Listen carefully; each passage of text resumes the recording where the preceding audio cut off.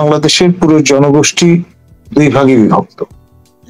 একদল pro Indian আর একদল pro Pakistani.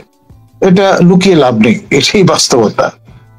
সুতরাং সেটা আপনার আরো তীব্রতর হবে এই বিভাজন, এবং আমরা একটা প্রক্সি যুদ্ধ হয়তো করে বসতে পারি দেশের অভ্যন্তরে। আমাদের জনগোষ্ঠী দুই ভাগে বিভক্ত হয়ে একের উপর হামলে পড়তে পারে, এবং যেটি আমাদের ওজিরে খামোকা বলে পরিচিত বর্তমানে যিনি তথ্য মন্ত্রণালয়ের দায়িত্বে নিয়োজিত মাননীয় উপদেষ্টা, তিনি কিন্তু গৃহযুদ্ধের একটা সতর্কবাণী আগে থেকে উচ্চারণ করে আসছিলেন। সেইটি হয়তো ত্বরান্বিত হতে পারে, এবং এই সুযোগে পুরো এই অঞ্চল অস্থিতিশীল হয়ে উঠতে পারে। এখানে যে অবস্থাটি তৈরি হবে সেটি হবে ভয়ঙ্কর। যারা এখন ক্ষমতায় আছেন তাদের একটা হবনবিং, শোল্ডার রাবিং পাকিস্তানের সঙ্গে তো নিশ্চিতভাবে হয়েছে এবং আছেও, এবং সেটি আর উত্তরোত্তর বৃদ্ধি পাওয়ার সুযোগ তৈরি হয়েছিল সেখানে রাষ্ট্র নেছে ভারত এই ভিন্ন আপনার মেজার গ্রহণ করে। এখন এরই ধারাবাহিকতায় যদি ব্যাপারটি দাঁড়ায় এরকম যে ভারত আরব সাগর এবং বঙ্গোপসাগরের নেভেল ব্লকেট দিয়ে বসে, তখন সরাসরি আমাদেরকে এফেক্ট করবে, এবং simply waiting to get a pretext. আজকে বিকেল 4:30টার দিকে আইএনএস সুরাট একটি ক্ষেপণাস্ত্র নিক্ষেপ করেছে পাকিস্তানের জলসীমার দিকে, এবং সেটি পাকিস্তানের তটরেখার কাছাকাছি গিয়ে বিস্ফোরিত হয়েছে। It's kind of test warning. এখন আইএনএস ভিক্টর, যেটি বিমানবাহী রণতরী, ভারতে সেটিও কিন্তু করাচি অভিমুখে যাত্রা করেছে। এখন নেভেল ব্লকেট যদি দিয়ে বসে তাহলে সেখান থেকে বাণিজ্যিক জাহাজ তো বেরোতে পারবে না, যে চট্টগ্রাম বন্দরে কয়বার এসে উপনীত হয়েছে, এবং তার মধ্য দিয়ে বিভিন্ন সামগ্রী এসছে। অনেকে আশঙ্কা করছেন যে প্রচুর আর্মস এন্ড অ্যামুনিশন এসে হাজির হয়েছে। এখন এই সাপ্লাই যদি বন্ধ হয়ে যায় তাহলে বাংলাদেশে এটা একটা ইম্প্যাক্ট পড়বে, এতে কোনো সন্দেহ নেই। ভারত মাঝখানে দাঁড়িয়ে আছে, সেই মাঝখানে দাঁড়ানো অবস্থায় বাংলাদেশ পাকিস্তান সামরিক সহযোগিতা অনেকাংশে কিন্তু সংকুচিত হয়ে আসবে। জি, ধন্যবাদ স্যার আপনাকে। আমি আরেকটু এখানে আমি একটা প্রশ্ন করি স্যার, যে ভারতের সাথে বাংলাদেশের যে দূরত্ব তৈরি হয়েছে গত 8 মাসে, এবং পাকিস্তানের সাথে বাংলাদেশের যে ঘনিষ্ঠতা তৈরি হয়েছে, সেই ক্ষেত্রে তো ভারত বিষয়টা বা এই যুদ্ধ যদি লেগেই যায় বাংলাদেশের উপর কোনো ইম্প্যাক্ট পড়বে কিনা স্যার, এটা একটু যদি ব্যাখ্যা। ডেফিনেটলি দ্বিতীয় বিশ্বযুদ্ধের প্রাককালে যে অবস্থাটা স্পেনে ঘটেছিল, আপনার পুরো জনগোষ্ঠী দুই ভাগ হয়ে গেছিল। এক ভাগ চাইছিল স্পেন আপনার জার্মানির পক্ষ অবলম্বন করুক, আরেক ভাগ চাচ্ছিল যে ব্রিটেনের পক্ষ অবলম্বন করুক। তো সেই দৃষ্টিকোণ থেকে দেখলে বাংলাদেশের পুরো জনগোষ্ঠী দুই ভাগে বিভক্ত। একদল প্রো ইন্ডিয়ান আর একদল প্রো পাকিস্তানি। এটা লুকিয়ে লাভ নেই, এটাই বাস্তবতা। সুতরাং সেটা আপনার আরো তীব্রতর হবে এই বিভাজন, এবং আমরা একটা প্রক্সি যুদ্ধ হয়তো করে বসতে পারি দেশের অভ্যন্তরে, তাতে আমি অবাক হব না। আচ্ছা স্যার, এখানে আরেকটা কথা বলি। 26 জন তো নিহত হয়েছেন, সেটি আমরা জানি। ভারতীয়রা উদ্বিগ্ন এবং তারা পাকিস্তানের বিরুদ্ধে বিভিন্ন পদক্ষেপ নিয়েছে, পাকিস্তানও বিভিন্ন পদক্ষেপ নিয়েছে ভারতের বিরুদ্ধে। এবং আরেকটা কথা যেটা বলতে চাই, আমাদের এই বিষয়টাকে কেন্দ্র করে আমাদের জনাব আসিফ নজরুল সাহেব একটা স্ট্যাটাস শেয়ার করেছিলেন, সেইটার কোনো প্রতিক্রিয়া ভারতের পক্ষ থেকে হতে পারে কিনা আপনি যদি একটু ব্যাখ্যা করেন। দেখুন, আমি অবাক হব না। এখন আমার অনিরুপ্রতিম সহকর্মী, বর্তমান মাননীয় মন্ত্রী মর্যাদায় উপদেষ্টা হিসেবে দায়িত্ব পালন করছেন, তার পুরো ক্যারিয়ার দিকে যদি তাকান তাহলে দেখবেন কোয়াইট চেকার্ড। তিনি 24 জন রাষ্ট্রদ্রোহীর একজন, ঘাতক দালাল নির্মূল কমিটি, তারপরে আপনার জাহানারা ইমামের সঙ্গে তার গটছড়া, এইসব ইতিহাসের অংশ। মুজিব বন্দনাও তিনি করেছেন একটা সময়। তো সেই অবস্থানের সঙ্গে বর্তমান অবস্থান ডায়ামেট্রিক্যালি অপোজড। তো ফলে নানান ঘাটে কলা খেয়ে যদি কেউ অভিযোগ করেন যে তিনি আজকে এখানে উপনীত হয়েছেন, তাহলেও অস্বীকার করার জো থাকবে না। তিনি এমন ভাবে এমন সময় স্ট্যাটাসটা হাজির করেছেন, তিনি কিন্তু ব্যক্তি, প্রাইভেট সিটিজেন কিংবা ঢাকা বিশ্ববিদ্যালয়ের প্রফেসর আসিফ নজরুল নন, কিংবা বাংলাদেশের সবচেয়ে জনপ্রিয় সোশ্যাল মিডিয়াম ব্যক্তিত্ব, সেই পরিচয়েও তিনি কিন্তু এখন আর সীমায়িত নন। তিনি দায়িত্বশীল পদে আছেন ইউনূস সরকারের অন্যতম প্রভাবশালী উপদেষ্টা, এবং তিনটি পক্ষ হিসেবে যদি আমরা বিভাজন রেখা টানবার চেষ্টা করি উপদেষ্টা মন্ডলীতে, একটি পক্ষের তিনি শিরোমণি। তো সেই জন্য তার এই বক্তব্য ডেফিনেটলি ভিন্ন একটি মাত্রা পেয়েছে। এবং ইতিমধ্যে আপনি জানেন যে ঢাকায় ভারতীয় হাইকমিশন অভিমুখে আপনার খেলাফত মজলিসের একটি আপনার মার্চ আমরা অনুষ্ঠিত হতে দেখেছি, এবং ভারতের মুসলমান যে প্লাইট, তার প্রতি তাদের যে সংহতি, সেটি তারা প্রকাশ করেছেন। এবং যে সন্দেহের তীর ছুড়ে দেওয়া হয়েছে যে ভারতের অভ্যন্তরে বা ভারত শাসিত কাশ্মীরের প্রায় 200 কিলোমিটার অভ্যন্তরে এই ঘটনাটি ঘটেছে, পহেলগাঁও। তো এটি ভারত বা পাকিস্তান সীমান্ত সংলগ্ন অঞ্চলে নয়, কিংবা আপনার নিয়ন্ত্রণ রেখা তার সন্নিকটবর্তীও নয়।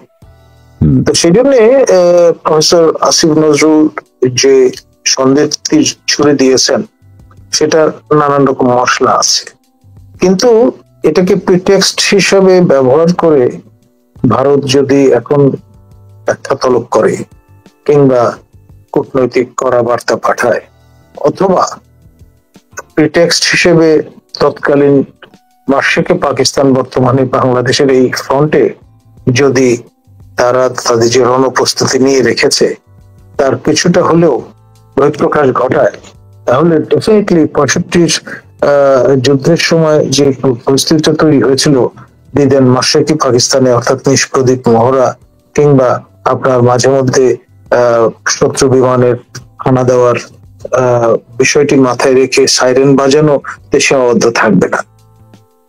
আর যে জল্পনা কল্পনা চলছে যে 7 সিস্টারের বদলে তারা যদি 9 সিস্টার নিশ্চিত করতে চায়, তাহলে এটা হবে মোক্ষম সময়। স্যার, এই ক্ষেত্রে আপনি যে কথা বললেন সে তো আরো উদ্বেগ উৎকণ্ঠার কথা। আমাদের এই ক্ষেত্রে আমরা কতটা আতঙ্কিত, এই যুদ্ধ যদি লেগেই যায়, ভারত পাকিস্তান যুদ্ধ যদি লেগেই যায়, পাকিস্তানের সাথে আমাদের এক ধরনের সখ্যতা তৈরি হয়েছে গত 8 মাসে, এটা কোনো বিরূপ প্রতিক্রিয়া সৃষ্টি করবে কিনা যুদ্ধের সময়? দেখুন, বিষয়টি আমি যেটা ইঙ্গিত করেছি, আমাদের জনগোষ্ঠী দুইভাবে বিভক্ত হয়ে একে উপর হামলে পড়তে পারে, এবং যেটি আমাদের উজিরে খামোকা বলে পরিচিত বর্তমানে যিনি তথ্য মন্ত্রণালয়ের দায়িত্বে নিয়োজিত মাননীয় উপদেষ্টা, তিনি কিন্তু গৃহযুদ্ধের একটা সতর্কবাণী আগে থেকে উচ্চারণ করে আসছিলেন। সেইটি হয়তো ত্বরান্বিত হতে পারে, এবং এই সুযোগে পুরো এই অঞ্চল অস্থিতিশীল হয়ে উঠতে পারে। এখন যে কটি ব্যবস্থার কথা ভারত ঘোষণা করেছে 5টি, আর তার বিপরীতে পাকিস্তান 8টি ব্যবস্থার কথা ঘোষণা করেছে। প্রথমেই কিন্তু টপিং দ্য লিস্ট পাকিস্তানের দিক থেকে যে তারা যদি আক্রান্ত হন তারা নিউক্লিয়ার অপশন ব্যবহার করবেন। এখন নিউক্লিয়ার অপশন যদি তারা ব্যবহার করেন নানাবিধ কারণে, সবচাইতে সফট এবং আপনার তাদের দৃষ্টিতে অ্যাপ্রোপ্রিয়েট টার্গেট হবে কলকাতা শহর, কারণ লার্জেস্ট আরবান কনসেন্ট্রেশন এখানে, এবং সেটি আবার এক অর্থে 71-এ বদলাও নেওয়া হবে, কারণ এই কলকাতার লোকজন বা পশ্চিমবঙ্গের লোকজনই কিন্তু বাংলাদেশ আন্দোলনের ব্যাপারে সবচেয়ে মাথা ভাঙিয়েছিল বেশি।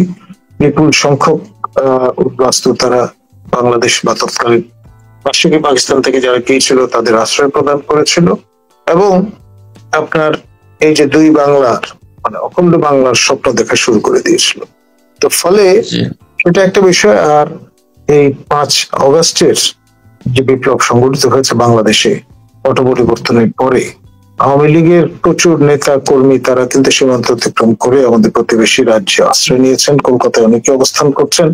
এবং আপনার এই যারা সেখানে আশ্রয় নিয়েছেন তারা কিন্তু আর যাই হোক নিশ্চিত করে বলা যায় die hard anti Pakistani element. এখন মিলে অনেকগুলো পাখি কিন্তু মারা যেতে পারে এর ফলে। Die hard anti Pakistani Bangladeshi সিটিজেনরা মারা পড়বেন, ভারতীয় বাংলা ভাষাভাষী নাগরিকেরা তারা মারা পড়বেন। আর তেজস্ক্রিয়তা আপনার কখনোই পাসপোর্ট ভিসার ধার ধারে না, তারা দ্রুততম সময়ের মধ্যে বাংলাদেশকে তার বলে নিয়ে নেবেন। আপনার সেই চেরনোবিলের কথা নিশ্চয়ই আমরা ভুলে যাইনি, এবং এর ফলে আমরা দীর্ঘদিন ধরে কিন্তু গরু দুধ খাওয়া বন্ধ করে দিয়েছিলাম। জি, কারণ ওই তেজস্ক্রিয়তার প্রভাবে যে সমস্ত ঘাস এবং তৃণ আপনার প্রভাবিত হয়েছিল এবং এর দ্বারা যেটাকে বলি পলিউটেড হয়েছিল, সেই ঘাস খেয়ে আপনার গবাদি পশু যদি ভক্ষণ করে থেকে থাকে তাহলে সেই রিস্ক তো মানুষ নিতে পারে না। ফুড চেইন এই ব্যাপারটি চলে আসে, এখানে যে অবস্থাটি তৈরি হবে সেটি হবে ভয়ঙ্কর। জি, আচ্ছা স্যার, আরেকটা বিষয় হচ্ছে ভারত আক্রান্ত হওয়ার পরেই, বিশেষ করে কাশ্মীর আক্রান্ত হওয়ার পরেই নরেন্দ্র মোদী সাহেব ভারত থেকে, সৌদি আরব থেকে ফিরে এসছেন এবং জেডি ভ্যান্স ভারত সফর করেছেন তখন। আর আরেকটা বিষয় হচ্ছে যে যুক্তরাষ্ট্র যে কোনো সন্ত্রাসের বিরুদ্ধে যুদ্ধে ভারতকে সহযোগিতা করার আশ্বাস দিয়েছেন। রাশিয়ার প্রেসিডেন্টও ফোন করেছেন, অন্যান্য দেশও উদ্বিগ্নতা প্রকাশ করেছেন, সমবেদনা জানিয়েছেন নরেন্দ্র মোদীকে। এই ক্ষেত্রে কূটনৈতিকভাবে বা আন্তর্জাতিকভাবে পাকিস্তান নাকি ভারত এগিয়ে আছে, আপনি যদি একটু বলেন। ডেফিনেটলি ভারত এগিয়ে আছে, এতে কোনো সন্দেহ নেই। এবং পৃথিবী সবচেয়ে শক্তিধর রাষ্ট্র মার্কিন যুক্তরাষ্ট্র, তাদের পরম মিত্র ইসরায়েল, ইসরায়েলের সঙ্গে ট্যাকটিক্যাল আন্ডারস্ট্যান্ডিং আছে ভারতের। ফলে এবং আমাদের বাংলাদেশ ঘিরে যে সীমান্ত ভারতের, সেইটি ম্যানেজ করবার ক্ষেত্রে তারা ইসরায়েলি মডেল ফলো করে থাকে। বিএসএফ কে রাতের বেলা নিচ্ছিদ্র ভাবে তারা যাতে দায়িত্ব পালন করতে পারেন সেই জন্য ইসরায়েল নাইট ভিশন, গুগল এবং গ্যাজেট প্রদান করেছে, এবং সেটা ঠিক মতো ব্যবহার হচ্ছে কিনা সেটা দেখভালের জন্য কলকাতায় তারা কিন্তু মেকশিফট কনসুলেট সংস্থাপন করেছে। তো ফলে we are very much within the reach of Israel. আমরা কখনোই যাতে বোকার মতো না ভাবি যে সেই 7 সমুদ্র তারা নদীর ওই পারে ভূমধ্যসাগরের তীরে অবস্থিত Israel, long way to go. No, it's very much all around us. এবং আরেকটি কথা স্যার এই মুহূর্তে আমি বলতে চাই, আমাদের যে পার্বত্য চট্টগ্রাম নিয়ে আমরা চিন্তিত হয়েছে, সেই উদ্বেগটা কিছুটা চাপা পড়ে গেল কিনা? ডেফিনেটলি না। আপনি জানেন যে রোহিঙ্গাদের সঙ্গে পাকিস্তানিদের একটা ঘনিষ্ঠ যোগাযোগ আছে। পার্বত্য চট্টগ্রাম বেল্টেও আপনার পাকিস্তানের ভালো রকমের প্রভাব আছে।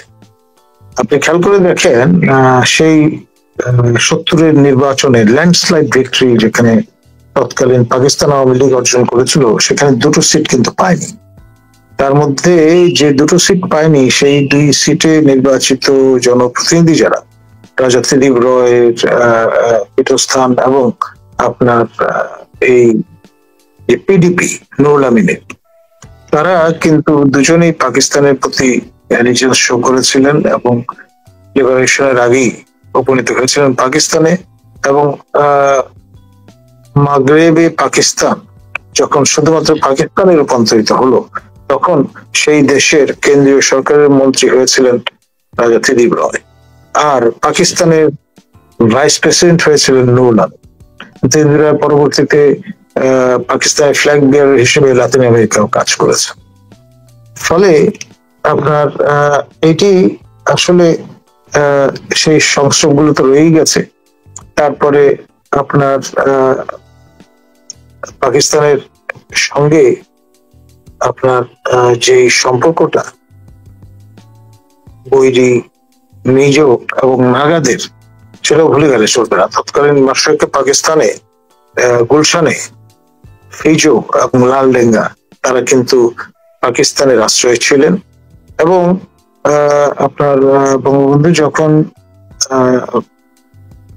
বাংলাদেশ স্বাধীন হওয়ার পরে অভিযান শুরু করেন পার্বত্য এলাকায়, তখন তাদের রেজিস্ট্যান্সের মুখোমুখি হতে হয়েছিল বৈরী, মেজো এবং নাগাদের পক্ষ থেকে।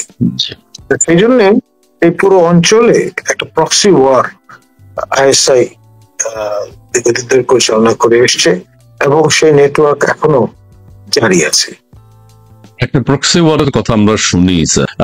এই মুহূর্তে আমাদের বাংলাদেশের মানুষদের কি করণীয়, আমাদের অবস্থানটা কি হওয়া উচিত বলে আপনি মনে করেন? আমি মনে করি আবেগকে অবদমিত করতে হবে, যুক্তির উপর ভিত্তি করে তথ্য সংগ্রহ করে নিজেদের তথ্য সমৃদ্ধ করতে হবে। একুবি করার কোনো সুযোগ নেই এখানে। It simply can't afford to be complacent. It simply can't afford to be foolhardy. জি, এটুকু বলবেন। আর সর্বশেষ আরেকটি প্রশ্ন, আমাদের আসিফ নজরুল স্যারের দুই একটা ছবি ভাইরাল হচ্ছে কাদের কাদের সাথে যেন কি জঙ্গি সংগঠন কারোর সাথে, ছবিটা দেখেছি কিন্তু আমি বাংলাদেশ শাখা, এটিকে আপনি কিভাবে দেখছেন? এটি কি বাংলাদেশের জন্য কোনো গুড সিগন্যাল না ব্যাড সিগন্যাল? দেখুন, আমি তো আগেই বলেছি আমার বিশ্লেষণে যে পুরো নেশন দুই ভাগে বিভক্ত হয়ে গেছে এখন, পাকিস্তানি প্রো ইন্ডিয়ান।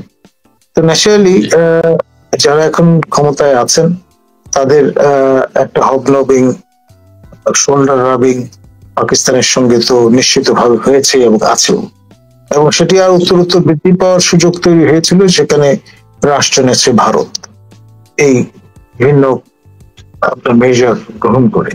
এখন এরই ধারাবাহিকতায় যদি ব্যাপারটি দাঁড়ায় এরকম যে ভারত আরব সাগর এবং বঙ্গোপসাগরের নেভেল ব্লকেট দিয়ে বসে, তখন সরাসরি আমাদেরকে এফেক্ট করবে এবং they are simply waiting to get a pretext.